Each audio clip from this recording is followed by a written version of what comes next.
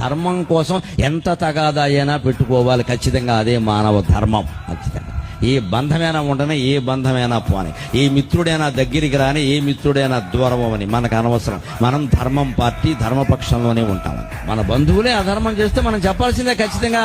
సాక్షి వ్యాసాల్లో పానుగంటి లక్ష్మీ నరసింహారావు గారు చెప్పిన మాట, 10 సంవత్సరాలు కఠిన శిక్ష విధించిన నేరస్తుడు మారతాడో లేదో మనం చెప్పలేం. 10 మంది ఈసడించుకుంటే 10 రోజుల్లో మారతాడమ్మా. నేరస్తులను ఈసడించుకోవాలి, దొంగల్ని తిట్టాలి, వాళ్ళకు ఉపయోగించవలసిన భాషే వాళ్ళకు ఉపయోగించాలి. దొంగతనం చేస్తే దొంగతనం చేతివాటుతనం అని కవిత్వం చెప్పద్దు ఇక్కడ. అది కవిత్వం, అది ఇక్కడ కఠినంగానే చెప్పు, నోరు మూసుకోమని చెప్పు.